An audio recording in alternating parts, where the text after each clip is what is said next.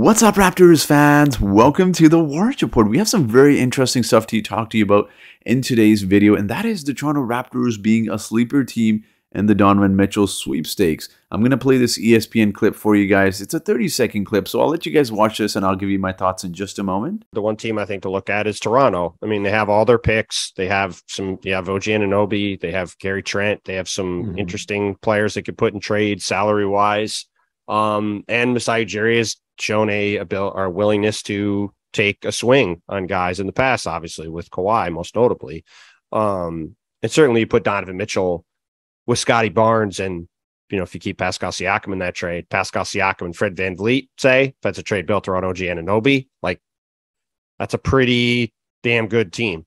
Now, personally, I find this very interesting because I did make a video earlier this offseason talking about Donovan Mitchell to the Toronto Raptors. Obviously, it wasn't well received because there's a lot of question marks surrounding Donovan Mitchell. So for today's video, I'm going to talk about Donovan Mitchell's fit with the Toronto Raptors, how he would fit in a backcourt of Fred VanVleet, what I think the Raptors would ultimately have to give up to acquire someone like a Donovan Mitchell, and my overall thoughts on this. So if you're ready to watch this video, guys, make sure to give it a thumbs up. Let's try to get this video to 160 likes.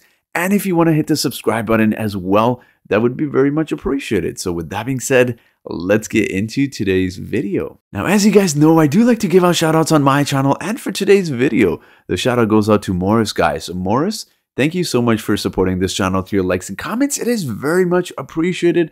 Let's talk about Donovan Mitchell. I wanted to quickly touch upon his statistics, kind of to tie in with this notion that Donovan Mitchell can't play defense or he refuses to play defense.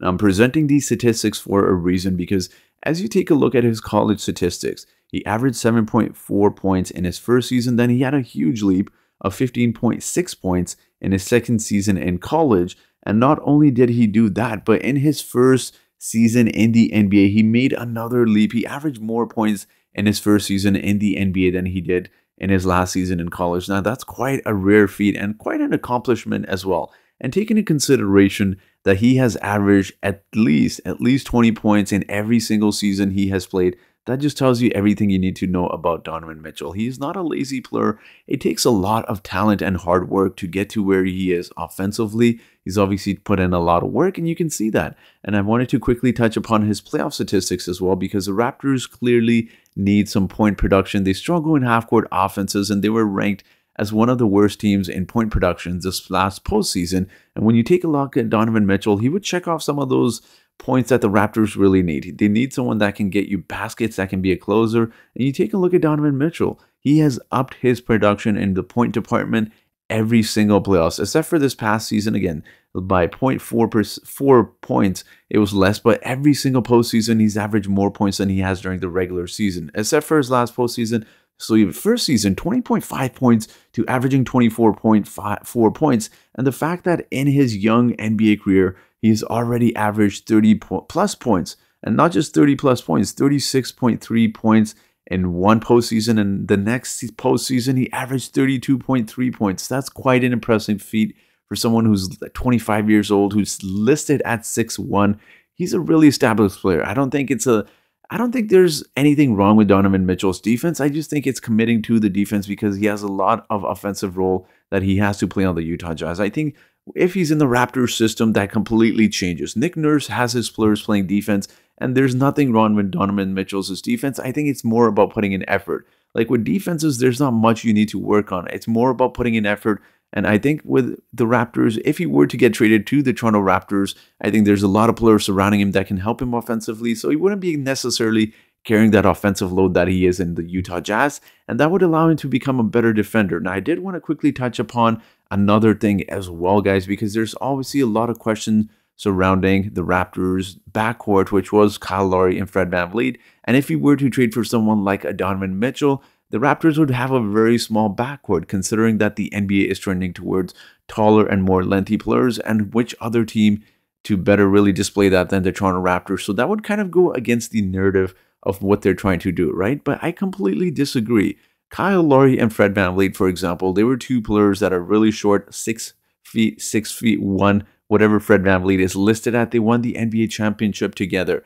Although Danny Green was listed at the starting shooting guard for the Raptors for most of the postseason, there's no denying the fact that these two carried the Raptors, along with, of course, Kawhi Leonard and Pascal Siakam, to that crucial series win against the Golden State Warriors, which ultimately helped them win the championship. And I think there's nothing wrong with Donovan Mitchell. He's a very strong defender. I just think he just doesn't put in the effort. But I wanted to highlight this quick stat for you guys, because if the Raptors were to pair up someone like a Donovan Mitchell and Fred Vanvleet, now obviously a lot of Raptors fans know this, is that Fred Vanvleet doesn't necessarily finish at the rim all that well. So those are some of the questions that would be arising if the Raptors were to pair those two players. But I wanted to highlight this aspect because this is Donovan Mitchell's shooting stats. Now, the big circle you see, the big red circle you see at the bottom of the stats there, from 3 feet within the rim, Donovan Mitchell is shooting 70.8%. For someone who's listed at 6'1", he's shooting 70.8% within 3 feet of the rim. That's quite impressive. And in fact, it's not just like he had a fluke season.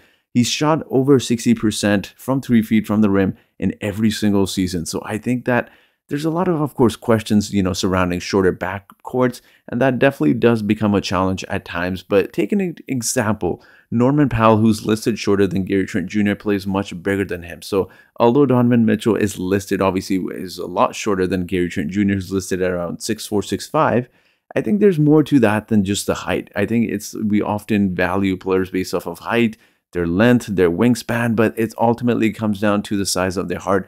How badly does Donovan Mitchell want it? And clearly he's very good at finishing around the rim. So I think him and Fred VanVleet, those questions have to be brushed aside. Obviously, those questions surrounding his defense will only wait and see until and if it ever happens, if he were to be traded to the Toronto Raptors. But I think him and Fred VanVleet would really feed off of each other. Now let's talk about our next point here. So what would the Raptors have to give up in order to acquire Donovan Mitchell, who is making around $30 million next season? And I believe OG Anunoby has about $17-18 million he's making next season. So obviously that is a difference of about $12 million. Now this wouldn't be the first time the Raptors have shopped OG Anunoby this offseason. There was a lot of rumors surrounding him with going to the Portland Trail Blazers for that number 7th pick. Now, obviously, that did not happen, but I wouldn't be surprised if the Raptors were to package a starting package of OG Anunoby and other pieces to acquire Donovan Mitchell. Now, obviously, this is a really tough piece to give up, given the fact that OG Anunoby brings a lot of defense to the Toronto Raptors. He's that 3-and-D guy. Obviously, I have expressed this several times in several videos of how difficult it is to find 3-and-D guys in the NBA. So again, it's tough to give up OG Anunoby, but I think there's absolutely no doubt you'd have to give up him or Gary Trent Jr. as a starting point in any trade for Donovan Mitchell. Obviously, there's questions surrounding, OG Anunoby. He's not fully developed offensively. He's 25 years old, but you could probably make the same argument for Donovan Mitchell as well. They're both 25 years old. Donovan Mitchell can probably get a lot better as well, at least a lot smarter offensively. OG Anunoby is not a finished product, but you can make the same argument for Donovan Mitchell as well. So again, $30 million to about $17-18 million. That's a $12 million difference. So obviously the Raptors would have to throw in more pieces to acquire Donovan Mitchell. Will the Raptors do it? We'll wait and see. Again, we don't know how Masai Ujiri feels about this team personally. I think Donovan Mitchell fits in really well with the Raptors because the Raptors need a closer. They need someone they can give the ball to just to create some offense and just to attract a lot of attention on the offensive side. So imagine him, Fred VanVleet, Scotty Barnes, and Pascal Siakam being there. Those are really good pieces to surround Donovan Mitchell. And obviously the Raptors would be really well on the offensive side. So I think those are just my thoughts on Donovan Mitchell coming to the Toronto Raptors. But I think the biggest obstacle in acquiring Donovan Mitchell for any team, not even the Toronto Raptors, is this man right here, Danny Ainge. We know he's a Scrooge. He wants to take any and every penny you have. He wants to take every first-round pick you have. We've seen that trade proposal from the New York Knicks, giving up 5 first-round picks, yet he said no. So again, those are just some of the questions that would surround Raptors and obviously Donovan Mitchell, but also just because we know Masai Ujiri usually does the fleecing, but I think Danny Ainge is a really difficult man to fleece. Let's be honest, he's a pretty good executive, general manager, whatever he is with the Utah Jazz at the moment, but there are a few guys around the NBA that you absolutely can't squeeze the best out of, Pat Riley being one of them, and I believe he is one of them as well. So again, we'll wait and see what happens, but it is interesting to note that the Raptors are being pegged as one of those sleeper teams. Personally, I think he would be great on the Raptors. Donovan Mitchell would be great. Those are just my personal opinions, but I do want to hear from you guys. What are your thoughts on this? Do you think the Raptors could make a move for Donovan Mitchell. I do want to hear your thoughts in the comment section below. And just one final point before we end it, guys. I know a lot of people think that we have a great team, and we do. We have a lot of good young pieces, but Donovan Mitchell isn't old. Like I said, he's 25 years old, so we continue to build what we have, and I think the Raptors would be very special with Donovan Mitchell. But let me know your thoughts in the comment section below. And as always, guys, I do have a trivia question for you today. And that trivia question is, in the 2006-2000 season, which of these players led the Raptors in assists per game? Is it A, Chris Bosh? Is it B, Jose Calderon?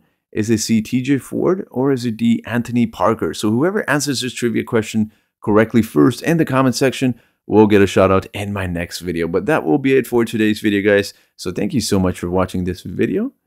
And I hope you guys have yourselves a great day.